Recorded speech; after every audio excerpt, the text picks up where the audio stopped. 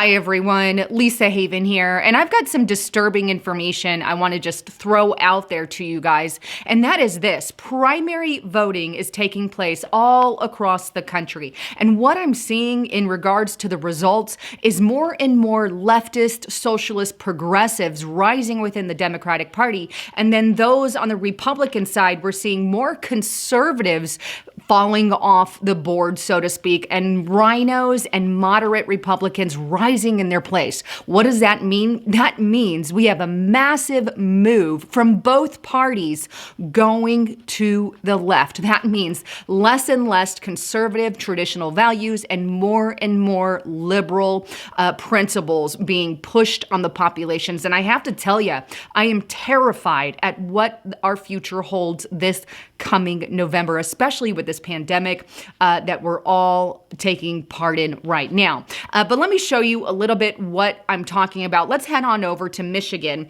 In Michigan, we have radical leftists, right? Rashid Tlaib have a huge victory over her opponent. Here's the article here. The NewYorkTimes.com, Rashid Tlaib cruises to victory in a primary rematch. Now, she won huge by over 66% of the vote at 90% of the vote that had come in. She had taken her win there. Not only that, but her chances of winning in the general election are already huge because her area is so liberal. But it's not just in Michigan. Let's take a look on what's happening in the Missouri primary there.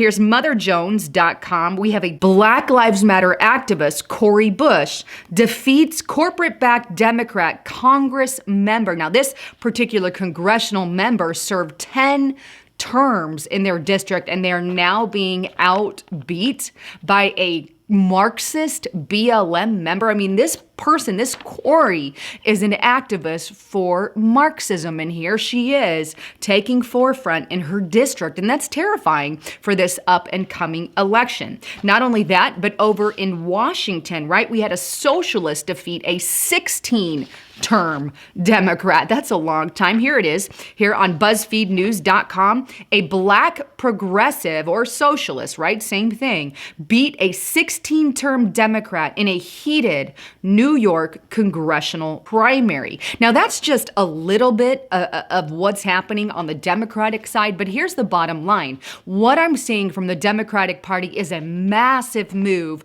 towards progressivism, socialism, and communism within the Democratic Party. And it's not getting more democratic, it's getting more and more left-leaning. That's terrifying, especially when the average Democrat still believes the Democratic Party is the Democratic Party, right? We have moderate Democrats, right, who are getting taken off and replaced by straight up progressives and socialism. This is akin, right, to wanting Venezuela, so to speak, in the United States of America, where the government owns everything and tells you what to do. And this is what many people in the United States of America don't even realize that they're voting for. And many of the Republicans, by the way, are becoming rhinos, or basically Democrats in the Republican Party. There's such a divide, such a brainwashing mechanism happening in our media that everybody is basically going left, except for the few, right, that are awake. But over on the Republican side, let's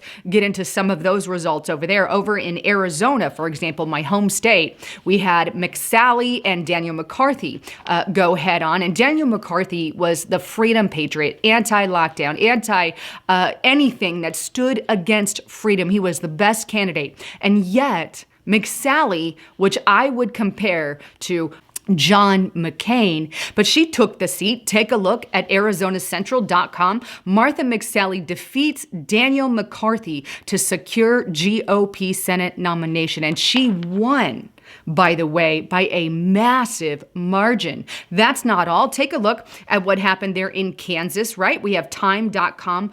Trump ally Chris Kobach loses Kansas GOP Senate primary to establishment pick Representative Roger Marshall. Now, this was a huge hit on conservatives because Chris was a massive supporter of President Trump and stood by his side. And here he is being taken off via primary voting.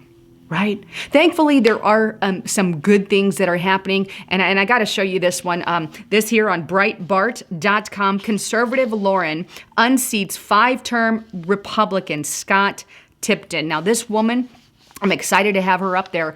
She actually defied government orders by leaving her restaurant open and said, I'm going to open it regardless.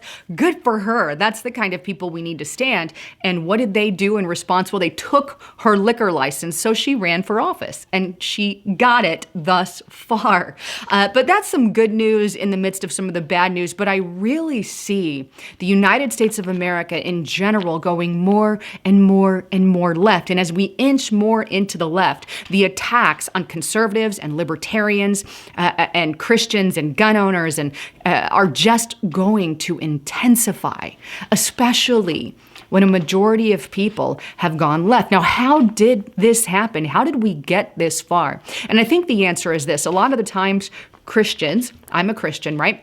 We don't want to rock the boat of politics. So we remain quiet and say nothing. And because we did that, and because we said nothing over and over again, I think that's how we got into this mess. Take a look here at this article on thefederalist.com. Most Americans are scared stiff to talk politics. And why?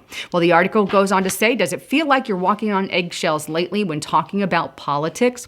You're not alone. A new national survey of 2,000 Americans that I conducted at the Cato Institute finds that 62% of Americans say the political climate these days prevents them from saying what they believe because others might find it offensive. This share is up from 58% in 2017. So 62%. And a majority of those, when you read through that article, a majority of those are conservatives who are more fearful to speak out than liberals. Liberals, they were very open about who they are. Why? Because we're living more in a liberal society. But conservatives are more less likely to speak out. I think today is the day that we have to start taking a stand for our political view.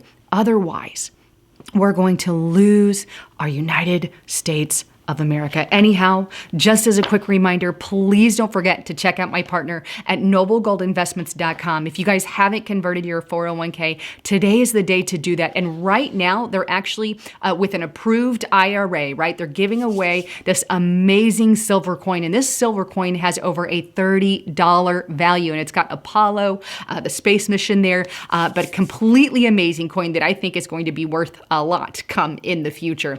But anyhow, check them out at noblegoldinvestments.com. Anyhow, thanks again for tuning in. I'm Lisa Haven, signing out.